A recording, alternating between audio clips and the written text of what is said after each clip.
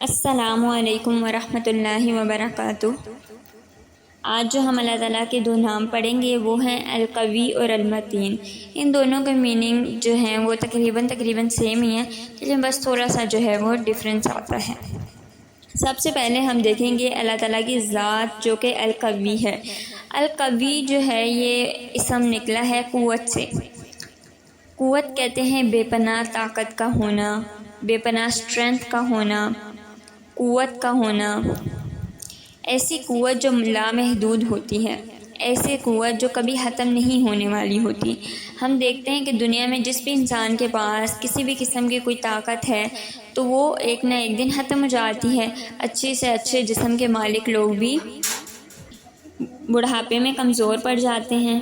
ایسے ہی ہم اگر ہماری ذہنی صلاحیتوں کی بات کریں تو چاہے ہماری ذہنی صلاحیت کتنی ہی اچھی کیوں نہ ہو، ہم کتنے ہی بہترین سے بہترین آئیڈیاز پروڈیوس کیوں نہ کریں، ان پر کام کیوں نہ کریں، جیسے جیسے ہماری عمر گزرتی چلی جاتی ہے ہمارا قوت حافظہ بھی کمزور ہونے لگتا ہے۔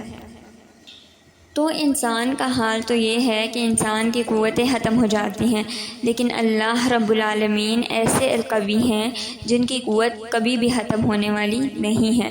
کوئی بھی اللہ تعالیٰ کی قوت کو چیلنج نہیں کر سکتا، اس کو اوور پاور نہیں کر سکتا۔ اللہ تعالیٰ کی ذات تمام کی تمام قوتوں کا سرچشمہ ہے۔ اللہ تعالیٰ کا ہر حکم ہر حال میں نافذ ہو کے رہتا ہے اور مخلوق میں اس کے فیصلے جاری و ساری ہیں۔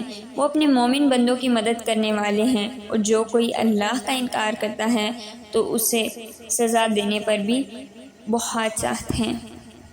سورہ ہود آیت نمبر 66 میں آتا ہے ان ربک هو القوی العزیز، بے شک آپ کا رب قوی اور عزیز ہے۔ ہم دیکھتے ہیں کہ ہمارے پاس جتنی بھی قوت ہے، صلاحیت ہے، یا کوئی بھی چیز ہم جو کرنے کے قابل ہیں، آج جو ہم دنیا میں اپنے لیے ایک بہترین زندگی بنا سکتے ہیں، یا پھر ہمیں اللہ تعالیٰ نے کوئی اور صلاحیت دی ہے کہ ہم اپنے گھر کو اچھے سے مینیج کر پاتے ہیں، ہم کوکنگ کر پاتے ہیں، ہم کلیننگ کر پاتے ہیں، ہم اپنا دھیان اچھے سے رکھ پاتے ہیں، یا ہم کسی اور انسان کی کسی بھی طرح سے مدد کرنے کے قابل ہو پاتے ہیں، یا اللہ تعالیٰ نے اگر ہمیں فائنینشلی جو ہے وہ مضبوط کیا ہے، تو یہ ساری کی ساری قوتیں اللہ ہی کی جانب سے ہیں۔ اگر اللہ تعالیٰ ہمیں وہ قوت نہ دیں، وہ صحت نہ دیں، وہ طاقت نہ دیں تو ہم ایک انگلی بھی ہلانے کے قابل نہیں ہو سکتے۔ اور ہم دیکھتے ہیں کہ کیسے اللہ تعالیٰ اپنے مومن بندوں کی مدد کرتے ہیں، کیسے اللہ تعالیٰ نے موسیٰ علیہ السلام کے لیے سمندر کو پھاڑ دیا تھا، اور وہ سمندر کا پانی پہاڑوں کی طرح جو ہے وہ کھڑا ہو گیا تھا۔ یہ اللہ کی قدرت، اللہ کی طاقت کا مظاہرہ ہے۔ اسی طرح ہم زمین اور آسمان میں اللہ کی قوت دیکھتے ہیں، کس طرح اللہ تعالیٰ نے زمین میں پہاڑوں کو قائم کیا کہ زمین ہمیں لے کر ڈولنے نہ لگ جائے، اور آسمان کو بنا ستون ہمارے اوپر قائم رکھا ہے۔ پرندوں کو ہوا میں تھامنے والا رب القوی ہے۔ اسی طرح اللہ تعالیٰ نے ہی فرشتوں کو وہ قوت عطا کی کہ انہوں نے لوط علیہ السلام کی بستی کو اٹھا کر پلٹ دیا۔ اس کے علاوہ انسان اللہ کی قوت کا مظاہرہ روز محشر اپنی آنکھوں سے دیکھے گا، اور اس دن اسے یقین ہو جائے گا کہ قوت ساری کی ساری اللہ کی ملکیت ہے۔ سورہ البقرہ میں آتا ہے اگر وہ ظالم لوگوں کو دیکھ لیں جب وہ عذاب دیکھیں گے، اور یہ کہ ساری قوت اللہ تعالیٰ کے لیے ہے، اور بے شک اللہ تعالیٰ سخت عذاب دینے والے ہیں۔ اللہ کی قوت یہ بھی ہے کہ وہ ظالم کو ہلاک کرتے ہیں اور مجرموں سے انتقام لیتے ہیں، اور انہیں سزائیں دیتے اور ان پر عذاب مسلط کرتے ہیں۔ ارشاد گرامی ہے سورہ انفال آیت نمبر 2 میں آتا ہے جیسے آل فرعون اور اس سے پہلے لوگوں کی عادت تھی، جو اللہ تعالیٰ کی آیات کے منکر ہوئے تو اللہ تعالیٰ نے انہیں ان کے گناہوں کی پاداش میں پکڑ لیا۔ بے شک اللہ تعالیٰ قوی اور سخت سزا دینے والے ہیں۔ پھر یہ ہے کہ کائنات میں موجود ہر چیز کو تھامنے والا اللہ ہے۔ ہم دیکھتے ہیں کہ کیسے سیارے، ستارے، گلیکسیز، ہر ایک چیز کو اپنی جگہ پر اللہ تعالیٰ نے قائم و دائم رکھا ہے، ہر ایک کا دوسرے سے ایک محسوس فاصلہ رکھا ہے، کوئی بھی دوسرے میں جا کر کولیپس نہیں کرتا۔ ارشاد گرامی ہے ان کی حفاظت اسے اکتاتی نہیں، وہ بہت بلند بڑی شان والے ہیں۔ اور پھر اللہ کی قوت اس چیز سے بھی ظاہر ہوتی ہے کہ اللہ تعالیٰ جو چاہتے ہیں وہ کر ڈالتے ہیں۔ ہم تو دیکھتے ہیں کہ ہماری قوت کتنی لمیٹڈ ہوتی ہے، ہم بہت سی چیزیں چاہ رہے ہوتے ہیں لیکن وہ ہمارے ہاتھ میں نہیں ہوتی، لیکن کوئی بھی چیز ایسی نہیں جو اللہ تعالیٰ کے ہاتھ میں نہ ہو یا وہ اللہ تعالیٰ کرنے پر قادر نہ ہوں۔ ارشاد گرامی ہے، اللہ تعالیٰ لوگوں میں سے جس کے لیے رحمت کھولتا ہے اس کو کوئی روکنے والا نہیں، اور جو روک لیتا ہے اسے چھوڑنے والا کوئی نہیں، وہ غالب حکمت والا ہے۔ تو یہ ساری کی ساری چیزیں پڑھنے کے بعد، سمجھنے کے بعد انسان کے اندر عاجزی اور انکساری اور خشوع بڑھ جانا چاہیے کہ ہم اس ذات کے سامنے کھڑے ہوتے ہیں جس کے پاس اتنی بے شمار طاقت ہے۔ جب ہم نماز کا انکار کرتے، جب ہم اللہ کے احکام کا انکار کرتے، جب معاملات میں ہم لوگوں کو دیکھ کر فیصلے کرتے اور اللہ کے حکم کو پس پش ڈال دیتے ہیں، جب ہم قرآن کو کھولتے نہیں، پڑھتے نہیں، سمجھتے نہیں، اس کے لیے وقت نکالتے نہیں، علم سیکھنے کی حرص رکھتے نہیں، تو ہم اس القوی ذات کا انکار کرتے ہیں، ہم اس القوی ذات سے منہ پھیر لیتے ہیں۔ ہم کہتے ہیں کہ ہماری پرائرٹیز کچھ اور ہیں، ہمارے 24 گھنٹوں میں اللہ کے سامنے کھڑے ہونے کے لیے، اللہ کا دین سیکھنے کے لیے، اللہ کو اپنی زندگی میں شامل کرنے کے لیے وقت ہی نہیں ہے۔ تو جب انسان کو اللہ کی قوت کا اندازہ ہو جائے تو یہ چیز اسے اللہ کے سامنے عاجز کرتی ہے، اسے احساس دلاتی ہے کہ وہ کیا چیز ہے اور کتنا کمزور بنایا گیا ہے، اور اسے یہ تکبر زیب نہیں دیتا، اسے اللہ کے احکام کا انکار زیب نہیں دیتا۔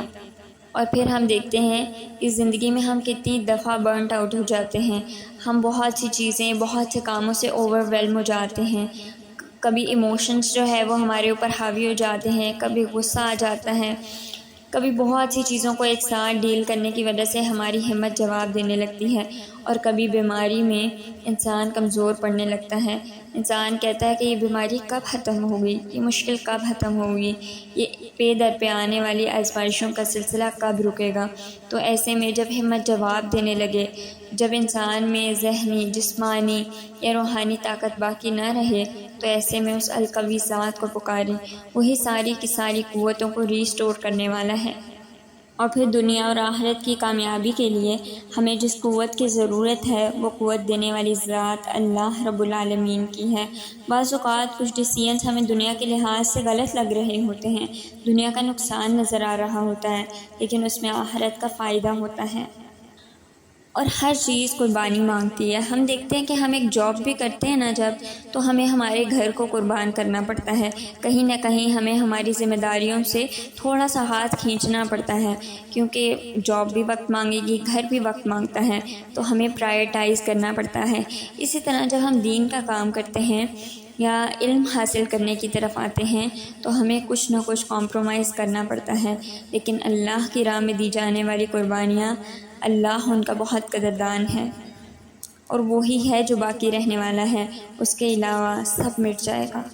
سورہ آل عمران میں آتا ہے، اگر اللہ تعالیٰ تمہاری مدد کرے تو تم پر کوئی غالب آنے والا نہیں، اور اگر وہ تمہیں ذلیل کر دے تو تمہاری کون مدد کرے گا؟ یہ سطوت باطل دھوکہ ہے، یہ کفار کے لشکر کچھ بھی نہیں۔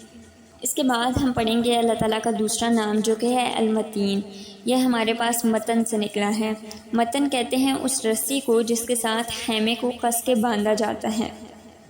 متن کا معنی ہوتا ہے جو بہت مضبوط ہو، جو بہت ایسے استقامت کے ساتھ کھڑی ہوئی ہو۔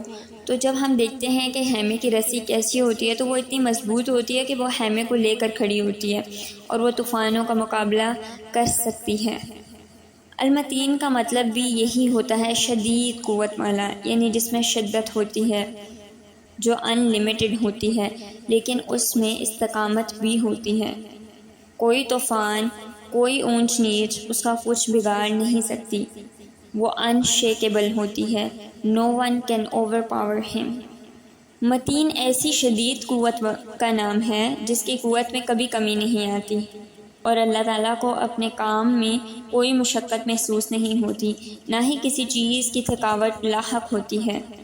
جسے کوئی عاجز نہیں کر سکتا اور نہ ہی کوئی اس پر غالب آ سکتا ہے۔ کوئی اس کا فیصلہ رد نہیں کر سکتا، اس کا حکم نافذ ہوتا ہے، اس کی قضاء اور قدر جاری ہے۔ عزت، ذلت، فتح، نصرت، ہار، ناکامی سب اللہ کے ہاتھ ہے اور ساری قوت اس کے لیے ہے۔ ساری کامیابی اور کامرانی اس شخص کے لیے ہے جو اللہ کی مدد کرتا ہے۔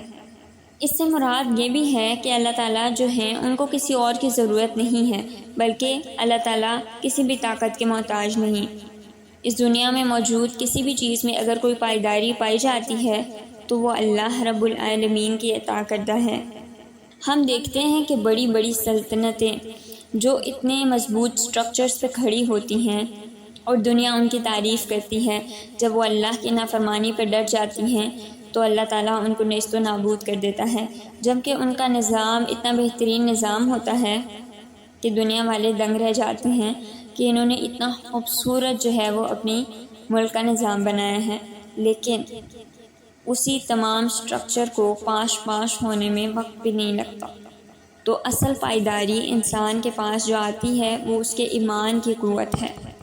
آج غزہ میں ہم دیکھتے ہیں کہ کس طرح لوگوں سے ان کے مال چھن گئے، اولادیں چھن گئی، سب چھن گیا، وہ پھر بھی مضبوط کھڑے ہیں۔ کون سی ایسی قوت ہے جو ان کے پاس ہے؟ وہ ایمان کی قوت ہے، وہ لا الہ الا اللہ کی قوت ہے۔ آج ہم دنیا کی ڈسٹریکشنز میں اتنا کھو گئے ہیں کہ ہم نے اس قوت کو کھو دیا ہے، ہم نے اس مضبوط رسی کو چھوڑ دیا ہے جو ہماری نجات کا ذریعہ بن سکتی تھی۔ تو چاہے ایمان کی قوت چاہیے ہو یا پھر انسان کو اپنے روزمرہ کام کرنے کے لیے قوت چاہیے ہو، یا دنیاوی کامیابی چاہیے ہو، یا آخرت میں بلند درجات چاہیے ہوں، اسی القوی اور متین رب کو پکاریں۔ حضرت ابو موسیٰ اشعری رضی اللہ عنہ فرماتے ہیں، رسول اللہ صلی اللہ علیہ وسلم نے فرمایا، اے عبداللہ بن قیس، لا حول ولا قوت الا باللہ کہا کرو، یہ جنت کا خزانہ ہے۔ اس کلمے میں خالص توحید ہے، مخلوق سے ہر قسم کی توفیق اور قوت کی نفی ہے، اور اللہ تعالیٰ کے لیے اس کا اثبات ہے۔ یعنی انسان اپنا پورا ٹرسٹ جو ہے وہ اللہ تعالیٰ کے اوپر رکھتا ہے کہ کوئی طاقت، کوئی قوت جو ہے وہ ہے ہی نہیں جب تک اللہ تعالیٰ نہ چاہے۔ نماز میں جب مؤذن حی علی الفلاح، حی علی الصلاح کہتا ہے تو اس کے جواب میں بھی ہم کیا کہتے ہیں؟ لا حول ولا قوت الا باللہ، یعنی نماز پڑھنے کی قوت بھی دینے والی ذات کون ہے؟ وہ اللہ ہی کی ذات ہے۔ تو اس میں انسان اپنا پورا بھروسہ اللہ تعالیٰ پر رکھتا ہے۔ تو جب بھی مشکل میں پھنس جائیں، جب بھی قوت چاہیے ہو تو اللہ تعالیٰ کے اسی کلمات کا ورد کریں۔ تو یہ تھا ہمارا آج کا لیسن۔ وآخر دعوانا ان الحمد للہ رب العالمین۔